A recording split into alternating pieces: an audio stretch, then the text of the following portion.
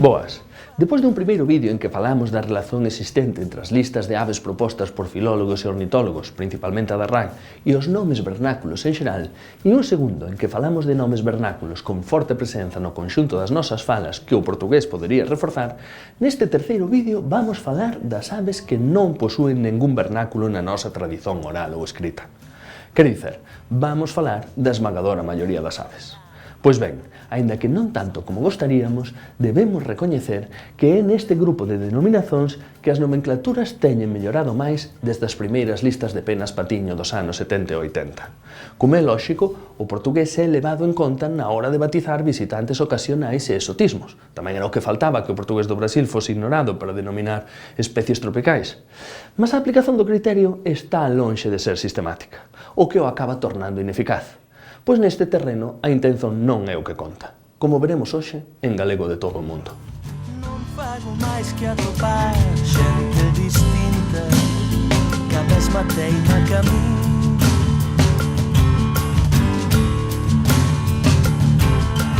Non fago máis que ouvir outras voces que son a mesma voz. Na tradición ornitolóxica galega recente existen dous momentos chave. A publicación do Guía das Aves de Galicia, de Penas Patiño, en 1980, foi un marco no comezo da popularización dunha lista de aves galegas.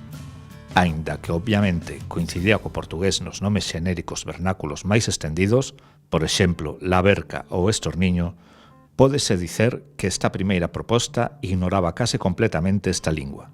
A seguinte paraxe debemos facela no ano 1991, cando, con Conde Vidal, surxe unha clara intención de ter en conta a lingua portuguesa para nomear as nosas aves.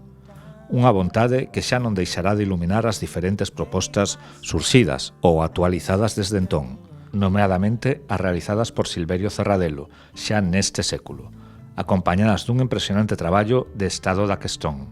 A de Patiño sempre foi a máis popular, grazas aos guías de Bahía, mais as outras tamén tiveron moitos seguidores entre os especialistas.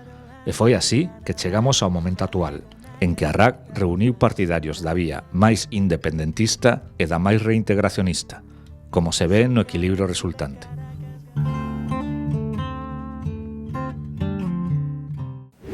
O resultado é, efectivamente, máis equilibrado que ata agora, mas non satisfactorio, no sentido que deixa aínda moito camiño por ser andado no sentido de unha coordenación efectiva co espazo lusófono.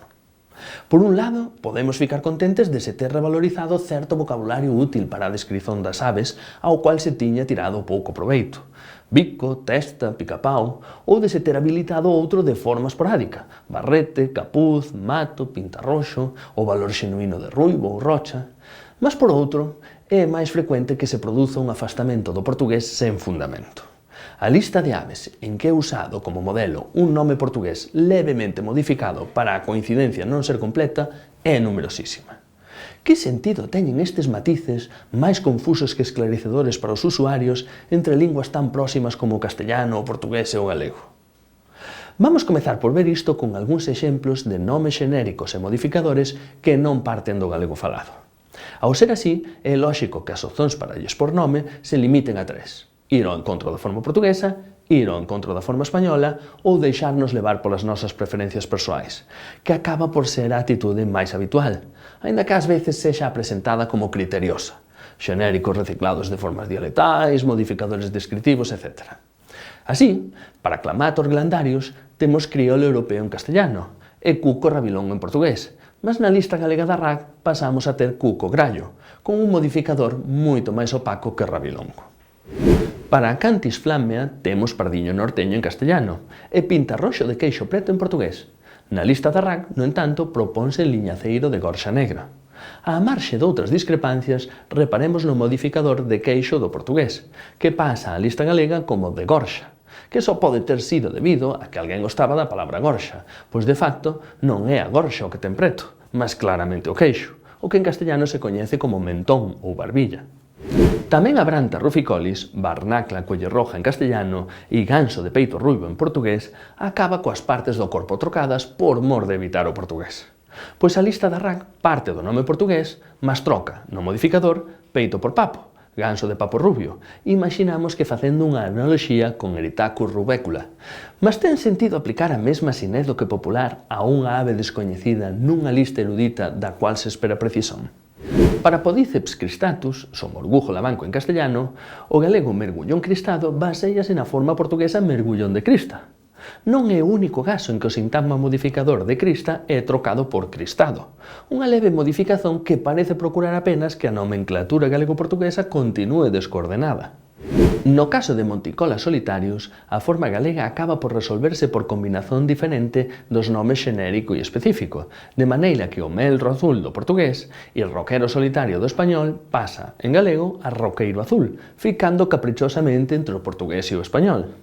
Para Imantopus imantopus, a lista da RAC recomenda a adaptación fonética do español cigoñela de cigüeñela, cando a forma pernalonga, común á portuguesa, xa contaba con tradición de uso na ornitoloxía galega. O Leiotris lutea, rouxinol do Xapón en portugués, fica con un nome insólito na lista da RAC, Leiotris de bico vermello, contradicendo así a moitas veces invocada coherencia interna da lingua. A razón debe ser o español coñecer esta ave por Leiotris piquirrojo, mas esta lingua tamén ten ruiseñor asiático, de maneira que nen sequera a desexada converxencia co castellano debería impedir a armonía co portugués. Para Cetia ceti temos un caso parecido ao anterior, pois contra a tradición terminolóxica da ornitoloxía galega acaba co nome de Cetia das Ribeiras, en vez de rouxinol bravo, só polo facto de agora o castellano a coñecer por Cetia ruiseñor, aínda que a denominación popular máis común nesta lingua continue a ser ruiseñor bastardo. O rouxinol bravo é eliminado en favor dunha adaptación do nome científico de pertinencia discutível, que acometeu antes o castellano, mas para iso podía usarse directamente o nome científico. Para Pernis apivorus, abejero europeo en castellano, temos abelleiro europeo, o cual non se explica sen o castellano, pois a forma portuguesa vespeiro europeo sería igualmente válida para a especie. Ou acaso come máis abellas que vespas? Finalizo con unha especie para a cual até podería usarse algunha forma dialectal recollida, mas para Maneca Penélope, o termo subión común só se pode explicar a través do castellano, a partir de silbón común, porque nas falas non há rastro daquela forma. Que problema tiña entón o portugués piadeira, formalmente tan galega? Para esta especie, alén das formas propiamente castellanas, como silbador, foran rexistradas as formas galegas papialbo ou sinado, mas o nome finalmente escollido non foi o do portugués, nen o do galego falado. Foi a adaptación a subión común. Paréceme un bon exemplo de como a converxencia co portugués, tantas veces reivindicada mesmo porque máis empurra en dirección contraria, ofrece máis resistencias mentais que propiamente lingüísticas. Oxalá un pouco máis de consciencia sobre isto axude a vencer esta barreira, algo fundamental se queremos consolidar o galego como lingua de comunicación. Non fago máis que atopar xente distinta que a mesma teima que a min.